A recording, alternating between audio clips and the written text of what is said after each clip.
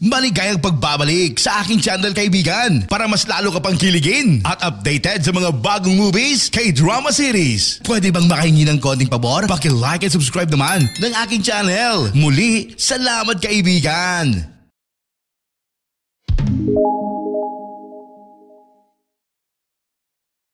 Nagsisimula ang pelikula sa isang hitman na nagngangalang Lam, nakakauwi niya lamang. Nalaman niya na ang kanyang buong pamilya ay brutal na pinaslang ng isang malupit na grupo ng mafia. Napuno siya ng galit at kalungkutan. Si Lam ay mabilis kinuha ang kanyang espada at determinado sa paghihiganti sa pamamagitan ng paghabol sa punong tanggapan ng mafia group.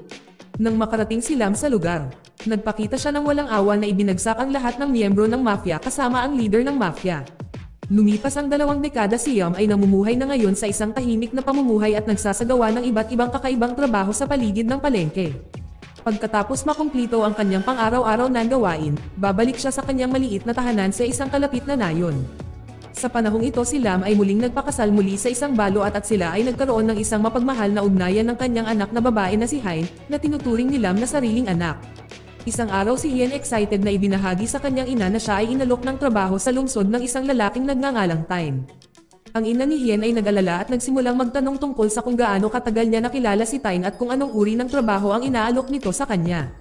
Ipinaliwanag niya na kilala lamang niya si Tyne noong nakaraang linggo, ngunit naniniwala siya na siya ay isang mapagkakatiwalaang tao. Sa kabila ng optimismo ng kanyang anak na babae, nag-aalala ang ina sa kanyang kaligtasan at mariing pinayuhan siya na huwag magtungo sa lungsod at makipagkita kay Tyne. Si Hien na napagod na sa kanilang buhay sa kahirapan sa nayon ay determinadong umalis. Lalo siyang naging mapilit kahit na pinagalitan ang kanyang mga magulang dahil sa kanilang pag-aatubili. Sinubukang pagkaunayan si Hen ni Lam na nagpapaliwanag na ang mga alalahanin ng kanyang ina ay nag-uugat sa pag-ibig at pag-aalala para sa kanyang kaligtasan. Sa kabila ng kanyang mga pagsisikap, itinaas ni Hien ang kanyang boses na nagpahayag na siya ay pupunta sa lungsod kahit na walang pahintulot sa kanyang magulang. Sa huli ay pumayag si Lam na umalis siya, ngunit kailangan niyang ipaalam sa kanyang ina. Pagkaraan ng ilang oras at nakipagkita siya kay Tyne at nang sabay silang umalis at nakita sila ng isang lokal na mananahi. Sa gabing nag-aalala ang mga magulang ni Hien dahil wala silang natanggap na anumang mensahe mula kay Hien. Gayunpaman, nakahinga sila ng maluwag nang tumawag si Hien na nagsasabi na siya ay ligtas na nakarating at maayos. Nang marinig ang balitang ito, ang kanyang ina at si Lam ay nakaramdam ng katiyakan, pagkatapos ay pinayuhan niya ang kanyang anak na bumalik sa bahay. Sa sandaling matapos ang kanyang pakikipanayam sa trabaho, habang naghihintay si Hien at dumating si Tyne kasama ang ilan sa kanyang mga kasamahan, na ibinunyag ang kanyang masasamang planong ibinte si Hien. Nang mapagtanto ang panganib, tinangka niyang tumakas, ngunit siya ay nahuli ng grupo ni Tyne.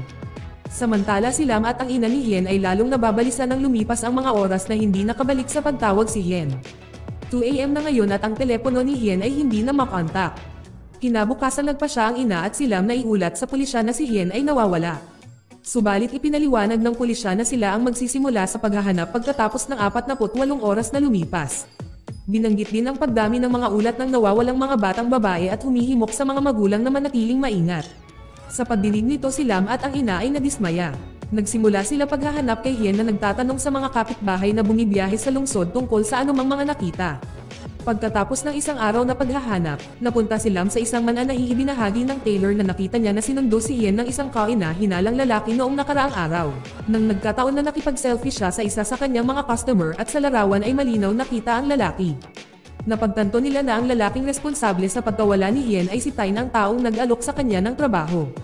Nagpasya si Lam na humingi ng tulong sa isang dating kaibigan na si Lu na pinuno ng isang lokal na gang sa palengke at may utang na pabor kay Lam. Nagtanong si Lam sa pagkakakilanlan ni Tyne at kung nasaan siya makikita. Nalaman ni Lam na si Tyne ay kilala sa pamumuno sa isang gang na kumidnap sa mga batang babae. Inutusan ni Lu ang kanyang tauhan na hanapin ang kinaroroonan ni Tyne. Matapos ng ilang oras na paghihintay, nalaman nila na si Tyne ay kasalukuyang nasa isang massage parlor. Inalok ni Lu si Lam ng opsyon na samahan siya ng kanyang mga tauhan. Ngunit tumanggi si Lam na nagpahayag ng pasasalamat sa tulong ni Lu. Pagkatapos ay sumugod si Lam sa massage parlor, ngunit bago pa man makapasok si Lam ay hinarap na siya ng mga tao ni Tyne. Gayunpaman, napatunayang mas malakas si Lam at natalo ang lahat ng mga tauhan ni Tyne. Hindi nagtagal ay pumasok si Lam sa kwarto ni Tyne at nagtanong kung nasaan si Hien. Sinabi ni Tyne na ibininta na niya si Hien sa isang international na grupo ng mafia at siya ay walang ideya sa kanyang kasalukuyang kinaroroonan. Gayunpaman iminumungkahi niya na maaaring hanapin ni Lam ang isang lalaking nagngangalang Ton na madalas makita sa Central Market at maaaring magkaroon ng karagdagang impormasyon. Nang walang pag-aalinlangan si Lam ay nagmadali sa Central Market upang maghanap kay Ton. Sa huli ay natagpuan niya ito ngunit nagtangka na tumakas na humantong sa isang habulan sa pagitan nila. Sa kasamaang palad habang hinahabol ay nagawa ni Ton na makalayo matapos aksidenteng bumangga si Lam sa isang motorsiklo. Kalaunan ay natagpuan ni Lam ang kanyang sarili sa kustodiya ng pulisya na dinala sa isang detective na noon sinamahan siya upang makipagkita sa hepe ng pulisya. Ang hepe ng pulisya ay nagtanong tungkol sa mga aksyon ni Lam, kung saan ipinaliwanag ni Lam na ang kanyang anak na babae ay kinidnap ng grupo ni Ton. Nang marinig ito ng hepe ng pulisya na pinayuhan si Lam na iwasang magpatuloy dahil ang pulisya ay nag-iimbestiga na sa grupong ito. Sila ay nag-aalala na kung si Lam ay makialam ay maaaring magpalubha sa nagaganap na kaso. Habang si Lam ay umalis sa istasyon ng pulisya ay inutusan ng hepe ng pulisya ang detective na maingat na bantayan si Lam. Samantala ang asawa ni Lam ay binisita ng grupo ni Tyne na naghahanap ng paghihiganti kay Lam sa naunang alitan nila ni Tyne. Ibinuntin ni Tyne ang galit sa asawa ni Lam na humantong sa isang komprontasyon. Sa panahon ng away naging abala si Lam sa pag-aalala para sa kaligtasan ng kanyang asawa. Dahil dito nabogbog si Lam ng mga tauhan ni Tyne. Buti na lang nakiya alam ang kapitbahay ay nag-alerto sa lahat na ang mga pulis ay paparating. Dahilan upang ang grupo ni Tyne ay tumigil.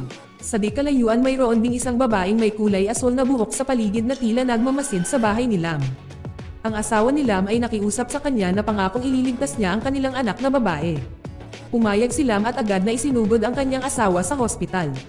Samantala si Hien na ngayon ay nakakulong kasama ang iba pang mga batang babae na pawang patungo sa Cambodia upang magtrabaho bilang mga entertainer.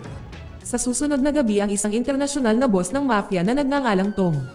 Ang babaeng may asol na buhok ay ipinahayag na isa sa mga pinagkakatiwalaang associates ni Tong. Galit si Tong kay Tyne para sa pagbebenta kay Hien na nagkataon na anak-anakan ni Lam. Binanggit nitong na si Lam ay dating kilalang hitman kahit na infamous sa gitna ng mga lupon bilang isang nakakatakot na tao.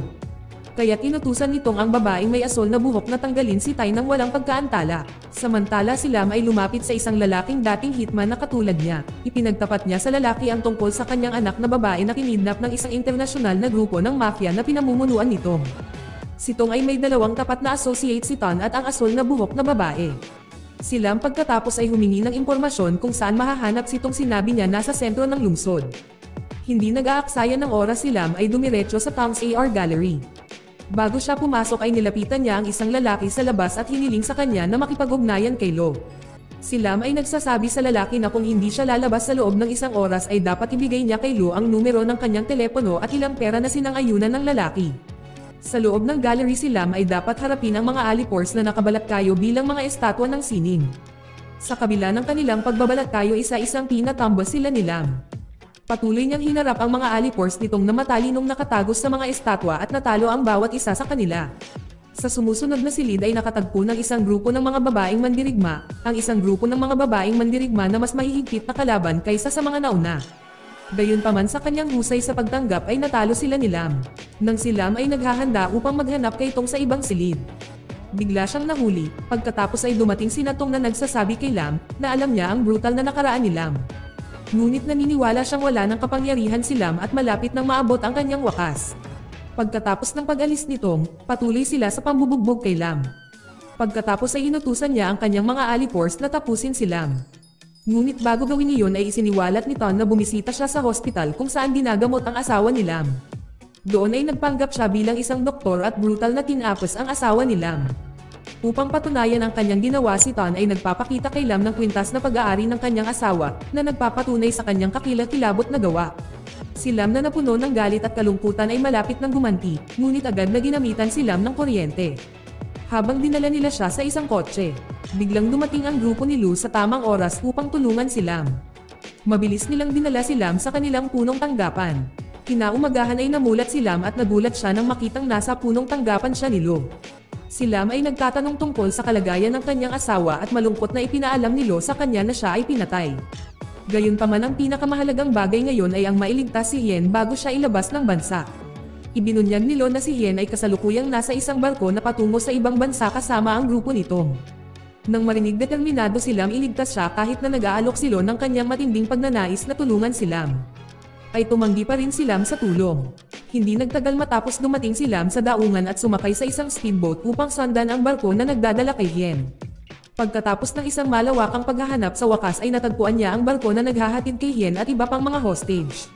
Si Lam ay nagawang makalusot sa barko at hindi nag-aksaya ng oras. Isa-isang inalis ang mga alipores nitong habang siya ay lumipat sa isa pang cabin, nakita niya ang isang pagtitipon ng mga alipores nitong na handang harapin siya. Dumating ang grupo ni Lo sa eksenang, si Lo mismo ang humarap sa pinagkakatiwalaang kasama nitong, ang babaeng may asol na buhok na napatunayang isang mabigat na kalaban na muntik nang madaig siya. Sa kabutihang palad sa bingit ng pagkatalo ang detective ay dumating para sa tulong sa utos ng hepe ng pulisya. Nagawa nilang matalo ang babaeng may asol na buhok, samantalang naglalaban sina Lam at Tong. Sa isang matinding labanan, matapos ang isang pinahabang pakikibaka, si Lam ay matagumpay na nabot-ambo si Tong. Gayunpaman habang siya ay naghahanda para sa huling suntok, biglang umatake sa likod ni Lam ang iba pa, isang malupit na laban ang naganap. Sa huli ay nagtagumpay si Lam na matalo ang lahat ng kaaway. Si Lo ay sinubukang pumasok sa barko upang iligtas si Hien at ang iba pang mga bihag. Matagumpay niyang nahanap sila at pinalaya sila, ngunit nagawang mabihag nitong si Hien. Sa sitwasyon sa isang kritikal na sandali at kinagat ni Hien ang kamay nitong na nagudyok kay Lam na atakihin siya. Gayunpaman habang malapit nang ihatid ni Lam ang huling suntok ay pinili niyang iligtas ang buhay ni Tong. Ngunit biglang binaril si Tong ng punong pulis. Matapos matanggap ng paggamot si Lam, muli siyang nagkamalay. Matapos ang insidente si Lam at Hien ay pauwi at nagdadasal para sa yumaong asawa. Si Hien ay may malalim na pinagsisisihan na hindi nakinig sa payo ng kanyang ina. At sana hindi nito nangyari. Dito nagtatapos ang pelikula. Salamat sa panonood kaibigan.